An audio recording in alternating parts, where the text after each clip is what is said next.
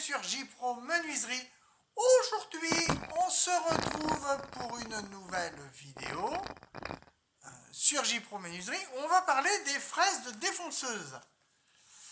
Je vais vous parler un petit peu des fraises à prévoir pour débuter dans le travail du bois. Donc là, vous avez un coffret avec différentes fraises. Voilà, je vous les montre comme ceci. Vous avez différentes fraises. Alors pour débuter, là vous avez un coffret avec une douzaine de fraises où on peut faire des doucines, des rainures en V, par exemple ici. Pour commencer à travailler la menuiserie, ça peut être largement suffisant. Moi j'ai un modèle de chez Parkside et niveau rapport qualité-prix, c'est plutôt pas mal. Donc voilà, rainure arrondie, etc. Alors tout est noté ici. À quoi correspond la fraise.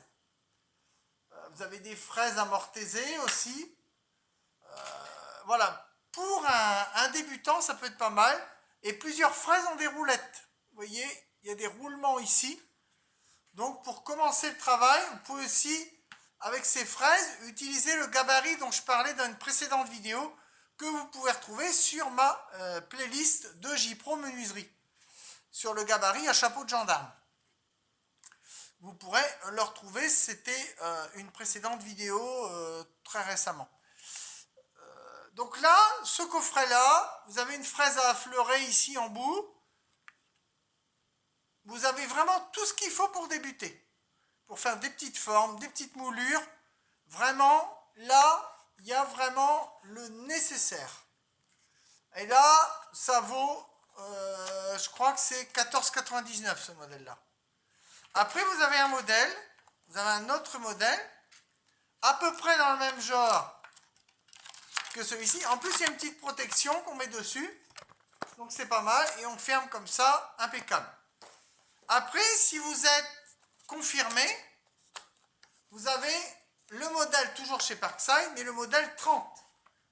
Là, vous avez plus 15 fraises, mais vous en avez 30. Donc là, c'est le modèle confirmé. Oups, voilà. Donc pareil, vous avez tout qui se rabat comme ça. Là, vous avez le modèle confirmé. Alors, dans le modèle confirmé, là, on a différentes mèches amortisées, ici, à rainurer à côté. Toutes les fraises à calibrer ou à tenonner sont ensemble, en haut ici, avec un roulement à billes. Alors là, il y a beaucoup de fraises avec des galets. Comme vous pouvez le voir, toutes les fraises du haut. Et franchement, c'est un bon coffret aussi, celui-ci. Et là, on peut vraiment faire toutes les opérations. Certes, ce n'est pas des fraises de qualité, mais pour de l'occasionnel, à utiliser une, deux fois par mois, c'est largement suffisant. Voilà, moi je recommande aussi ce modèle-là. Donc, selon l'usage de travail à la défonceuse. Alors, si vous êtes un gros travailleur à la défonceuse, prenez ce coffret-là. Si vous avez une petite défonceuse, vous en servez vraiment très rarement, prenez plutôt ce modèle-là. Et puis celui-ci, il se glisse facilement dans une caisse à outils. Alors, si vous allez sur chantier, en chantier, prenez plutôt un modèle 15, comme ça. Et à l'atelier, ayez plutôt le modèle 30. Donc le modèle 30 à l'atelier, le modèle 15 dans la boîte à outils sur chantier. Après, il existe, alors il y a une notice avec, bien sûr, tout est expliqué, dans le petit comme dans le grand, il y a une notice avec. À quoi correspond chaque fraise, etc. Donc c'est plutôt une bonne chose. Vous avez un coffret qui est robuste. Le plexiglas est en bon état. Franchement, très bien. Ça résiste au choc. Moi, j'ai déjà fait tomber. Celle-ci, elle est un petit peu moins costote, mais elle est pas mal aussi. Donc ça peut être un premier investissement. Après il y a d'autres marques, il y a CMT, il y a Freewood, il y a Trend aussi qui font des bonnes fraises de défonceuse. Mais si c'est pour un usage occasionnel, moi je vous conseille de tabler sur un modèle comme ça ou comme ça. L'un ou l'autre, l'un et l'autre, à vous de peser la balance, le pour et le contre. Donc ça, ces petites fraises-là, moi je vous conseille. Hein. En plus, celle-ci a une petite protection, voilà. C'est vraiment complet, elles sont en bon état et tout. Ça s'use pas. Alors moi, je vous conseille, c'est de mettre un petit coup de W40. Vous mettez une petite goutte d'huile sur le protecteur en plexiglas quand vous refermez le coffret.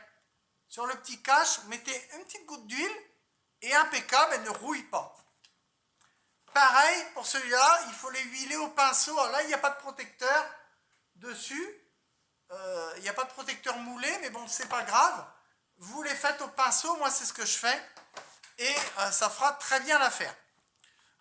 Sur ce, j'espère que cette petite vidéo sur les fraises de défonceuse qu'on peut utiliser vous aura plu.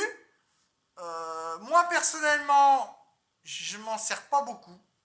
Je fais beaucoup de moulures à la main avec des rabots japonais, des rabots à moulure japonaise. Mais on en parlera dans une prochaine vidéo, c'est promis.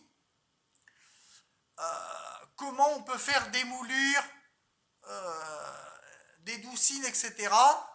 Sans défonceuse et donc sans fraise de défonceuse. Donc je vous parlerai de ça dans une prochaine vidéo. Continuez à liker, commenter, mettez des pouces. Et je vous dis à très bientôt pour de nouvelles vidéos sur J Pro Menuiserie. Ciao, bye bye, portez-vous bien.